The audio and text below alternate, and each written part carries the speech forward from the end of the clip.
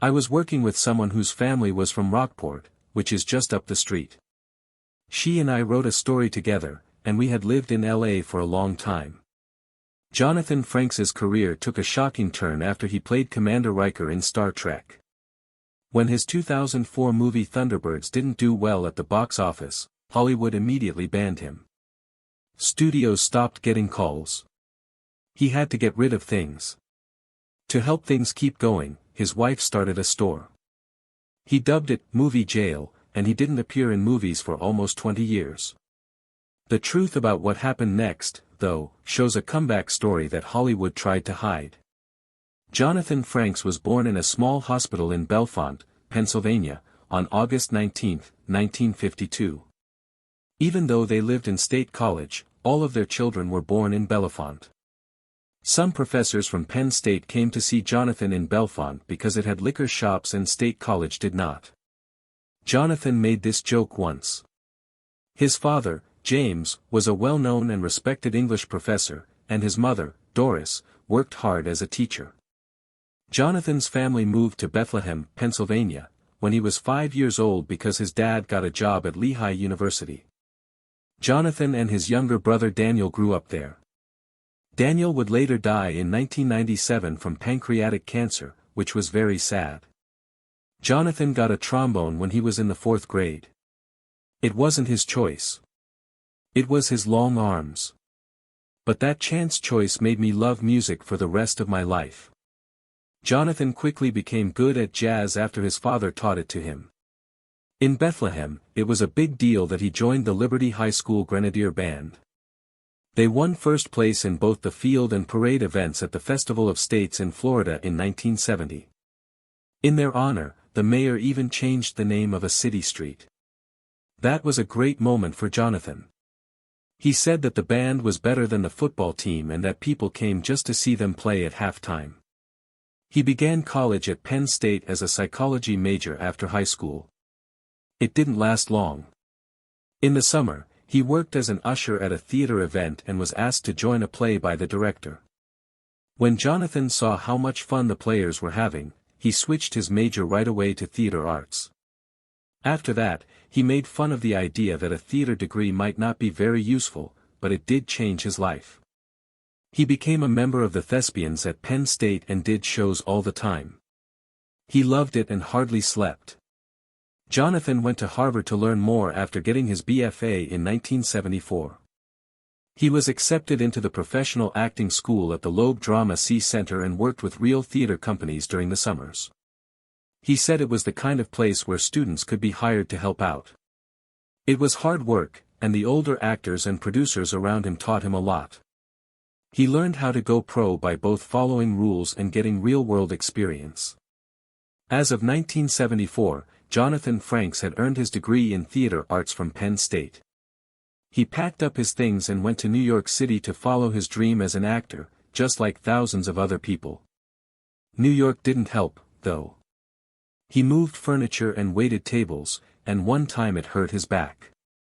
He had small parts in shows put on by the Impossible Ragtime Theater and even in Eugene O'Neill's The Hairy Ape. He finally made it to Broadway in 1976 with the show Shenandoah. But one of the strangest jobs he had was going to comic book events as Captain America for Marvel Comics. Aside from not being fun, it taught him how to deal with people, which came in handy many years later. He got his first big break in 1977. He got a part on the NBC soap series The Doctors as Tom Carroll, a Vietnam veteran. Even though it paid well for a while, the part didn't last. His agent told him to try Los Angeles after writing out his part. In 1978, he packed up again and headed west. That's where changes began to happen slowly. He didn't become famous right away, but living in Los Angeles gave him more chances to be on TV. Big shows like Fantasy Island, The Waltons, Quincy, Me, and The Dukes of Hazzard had him as a guest star. Even though these weren't lead parts, they helped him become known. He was going to auditions, learning the ropes, and proving himself one at a time. He got a part in a TV movie called Beach Patrol in 1979. Thought it would be the start of a new show, it didn't work out. Another dead end. The movie was created by big names like Aaron Spelling and starred him, Robin Strand, and Christy Dill. But even the big names couldn't save it. As is the case with many stars in Hollywood, Frakes kept getting pilots that were never picked up. He worked on it, but the big break seemed very far away. In 1983, he thought he had finally found it. Based on a popular miniseries, NBC put him in the daytime soap opera Bare Essence. People didn't care about the big chance, so the show was cancelled soon after it began. The bad luck kept coming, but this time something good came from it. She was on that set when he met her. They didn't get along at first. He even made fun of her hair, but things weren't over for them yet. 2 years later, in 1985, they met again on the set of North and South, a huge Civil War miniseries. They shot all over the southern U.S. for 6 months, and this time it worked. Their romance began, and Frakes' career took a big step forward. People really liked North and South, and Frakes really stood out as Stanley Hazard. Now people were beginning to notice him. Then 1987 came along. Jeannie and her family pushed Frakes to try out for a brand new sci-fi show. He tried out 7 times over the course of 6 weeks and finally got the part. Captain William Riker on Star Trek: The Next Generation was his role. At this point, everything changed. Things had been going badly for years, with shows being cancelled and pilots being lost. He was busy with work, so even though he and Jeannie were engaged, they had to push back the wedding twice. But they made it happen. They got married on May 28, 1988, during the first break in the show. But Jonathan Frakes wasn't the first person that came to mind in 1987 to play Commander William Riker. He had to struggle to get it. Billy Campbell, Michael Augerand, or even Jeffrey Combs could have played the part. The company almost hired someone else, but Gene Roddenberry, who made Star Trek, stepped in. He thought Frakes was interesting. Perhaps something of himself. He didn't just lie down and stand by him. He called people. Frakes got the part after a lot of work. Frakes later said that Roddenberry thought Riker looked a bit like him. Perhaps a lot more. Frakes made something on the show by mistake that became a legend. The move by Riker.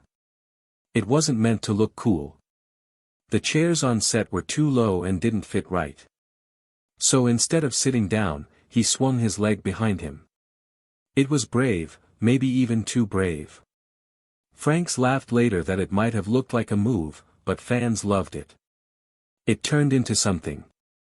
With a shout of "Riker," as he got on a seat, even Jack Quaid did it in the lower decks.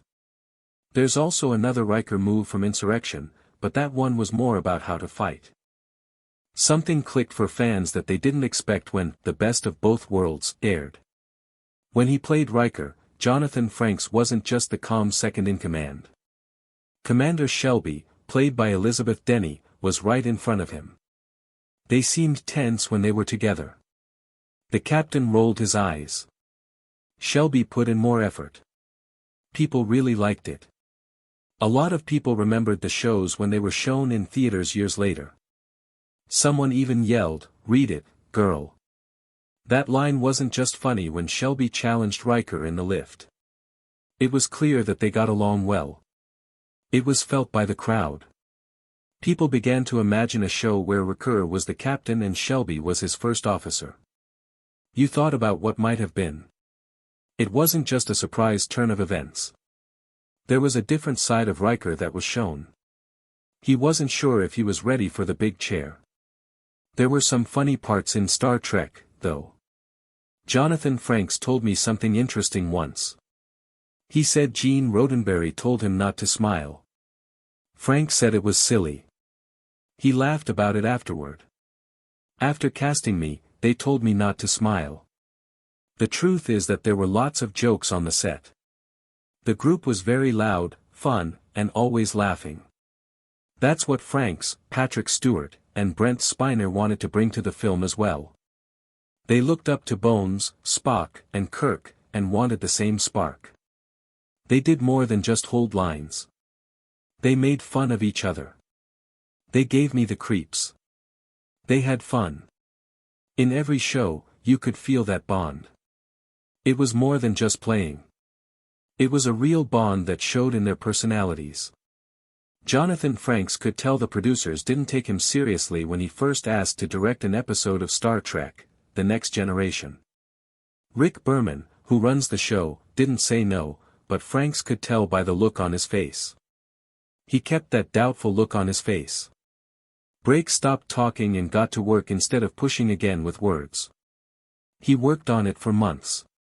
Almost 300 hours of his time were spent in editing rooms, casting calls, and as many pre-production meetings as he could fit in.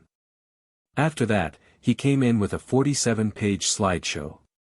It had everything. He drew storyboards by hand, as well as precise camera setups and character breakdowns.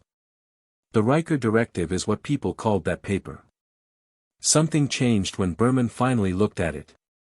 Frakes didn't just ask for a shot. He made his own chance from nothing. His first show was called The Offspring, and it was an emotional story about Data making an android daughter. It was hard. Frakes had to act and direct at the same time because he was still playing Commander Riker. He ran from behind the camera to in front of it while wearing his Starfleet outfit under a director's jacket. He worked 18-hour days for every scene. He didn't get much sleep, but it paid off. The show aired in March 1990 and was praised as one of the best in the whole series. Frakes still wasn't happy with how he played the part in the show. He asked the people who edited his work to shorten some of his scenes. That's how caught up he was in directing. In the end, he said, "I like it more, and I'm better at directing than acting." But some people didn't trust him right away. There were some group members who didn't know what to do when one of them was in charge. Patrick Stewart was nice to people outside of work, but he wasn't sure if actors could lead other actors. That first morning, Marina Sirtis didn't even look him in the eye. There was a love story going on in the show, and she was afraid it would make things awkward. Data was played by Brent Spiner, who came with extra notes to protect his character. But Frakes took care of everything. He wasn't rude. He was focused on doing well. He paid close attention. Stewart had changed his mind by the end of the second day. Sirtis laughed with him once more. Spiner put his notes somewhere safe. Everyone in the cast began to understand that Frakes had done something they hadn't. He had prepared for this. They didn't see what he meant by stealth directing. When he had parts as Riker, he got to the set 90 minutes early to make sure everything was ready. He already had lists of shots ready. He had already talked over everything with the cameraman. He locked himself in the editing bay to watch old footage during lunch, while the rest of the team took breaks. He wasn't asked to do that. He did it now. He did that to keep things going smoothly without looking like he was bragging. Frakes also had a secret tool for working with cameras. On set breaks, he and Marvin Rush, who was in charge of shooting for the show, would go to a small bar called the Warp Core. They would drink Macallan 18 for hours on end, and Rush would use bar napkins to teach him how to make movies. Placement of light, angles, and design were all worked out while I drank and drew. That's how many of those napkins Frakes kept. 13 of them are still framed in his office. He wasn't Paramount's first choice when they needed someone to direct Star Trek: First Contact. Well-known people like John McTiernan and Ridley Scott had already said no. Frakes knew more about Star Trek than anyone else, though. He got the mood, the people, and the world. That's why Paramount hired him. Frakes had 10 weeks to get ready and 12 weeks to film. He was used to only having 7 days for each part on TV, so this was a big change. To get ready. He read old movies like Jaws, Close Encounters, and 2001, A Space Odyssey. He even looked at the work of James Cameron and Ridley Scott. He was aware of the stress.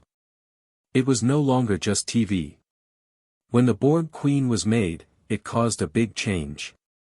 At first, the writers wanted the Borg to stay a dumb group, but Jonathan Dolan, the boss of Paramount, said the movie needed a real bad guy, someone the characters could talk to and see. That's when the Borg Queen thought of itself.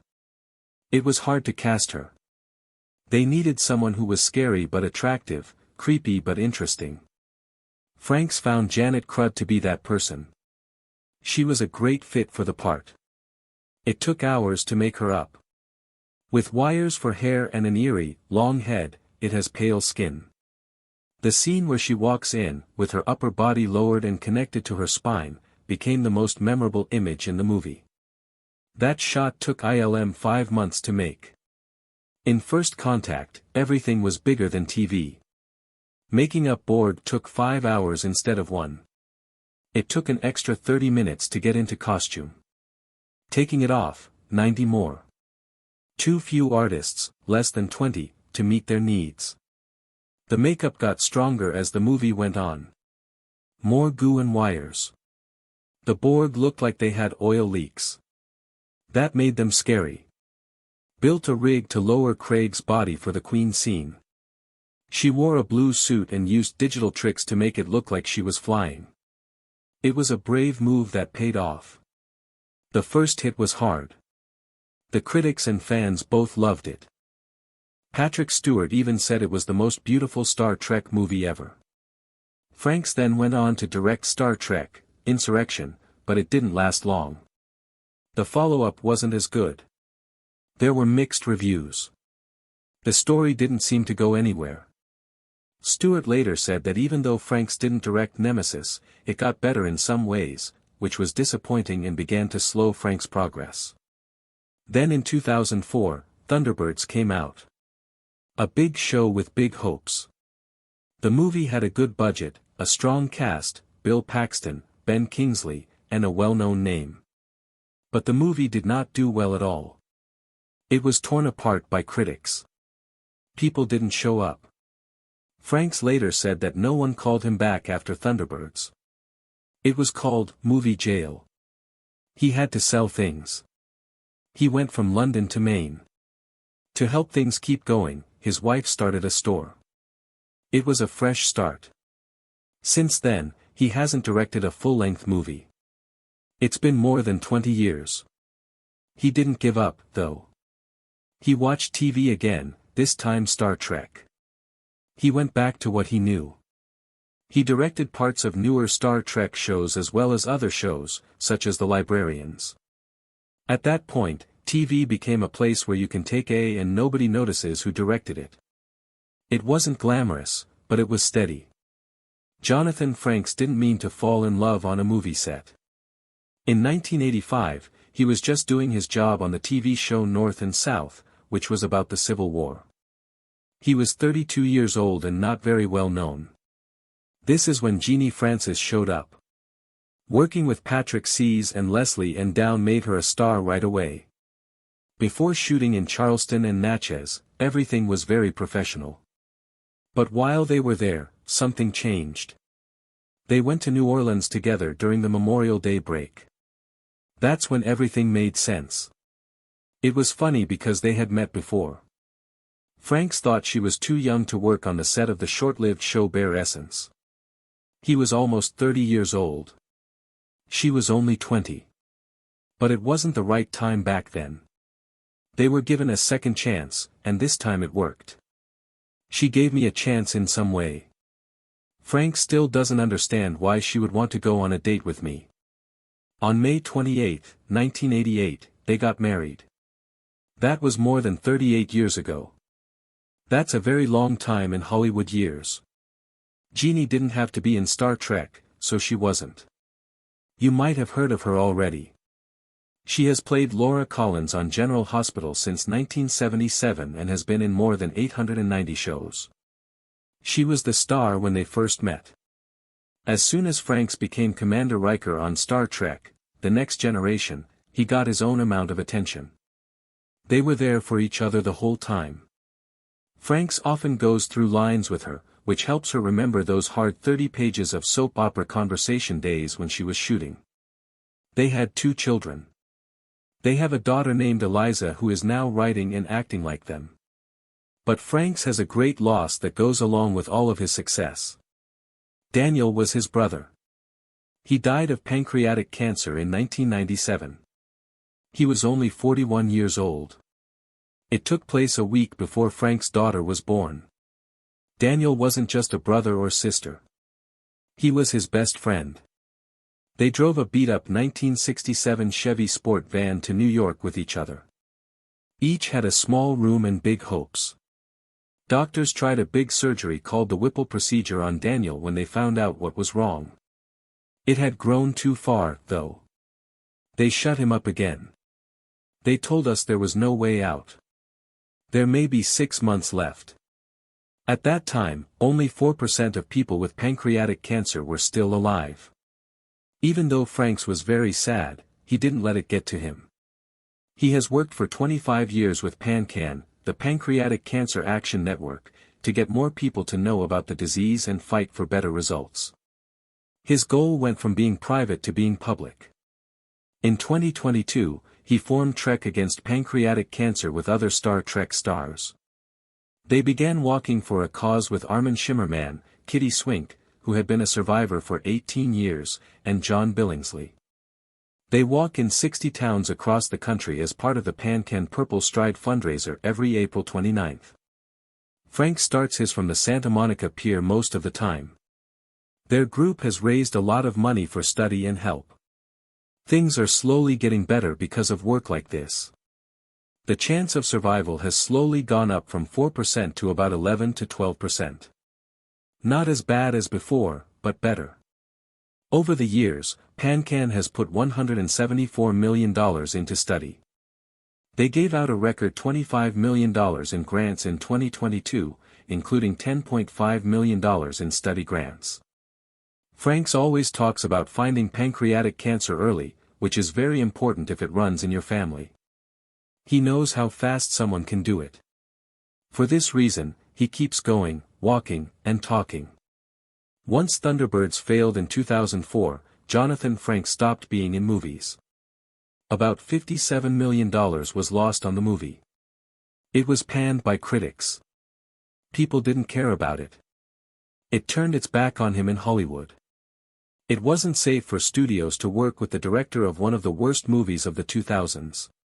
His name slowly disappeared from short lists of directors. He had no choice but to look elsewhere by 2006. He started directing TV shows again. Not big hits or flashy shows. He worked on the Nickelodeon kids shows Zoe 101 and True Jackson VP. He didn't use a fake name, even though some people thought he might out of shame. He always used his real name, even for little things. He was slowly getting better. Something changed in 2010. He was asked to direct episodes of Castle, NCIS, and Los Angeles. Both were big TV shows on networks. He was back in the game. He was no longer the guy whose movies didn't do well at the box office. He was the one who stayed and kept going. People began calling him the sci-fi handyman after that. He was in charge of 17 different science fiction or fantasy shows that were either having trouble or were still getting used to each other. Roswell, The Librarians, Warehouse 13, Agents of Sure-D, and Orphan Black were some of the shows he worked on. They called Frakes when money was tight and plots were a mess. He gave things order. He sped things up. It worked because of him. As of 2016, he had directed more than 100 TV shows. After that, the rumors began. He was called the genre whisperer by people in the business. He wasn't flashy. He wasn't loud, but he got things done. He knew how to take shows that didn't usually have any of those things and make them fun, interesting, and action-packed. It looked like he was going to make a real comeback when he got there in 2018. CBS gave the show Beyond Belief, Fact or Fiction a second chance. Frakes was going to direct every show as well as host them. People who liked the old show were happy. The group was all set. Then, 3 days before filming started, CBS stopped everything. That's it. They said there were creative differences. It was like going back in time. There were also a lot of problems with the first version of Beyond Belief. Fox kept switching its times. It was put on hold for 2 years before it was cancelled. The reboot also didn't work before it even began. Frakes didn't give up, though. He brought the show back to Germany in 2021. The name of it was X Factor das Unbare. LA was where they shot. He was host again. Different network, different country, but the same creepy stories and the same cool voice telling people to make up their own minds about what was real.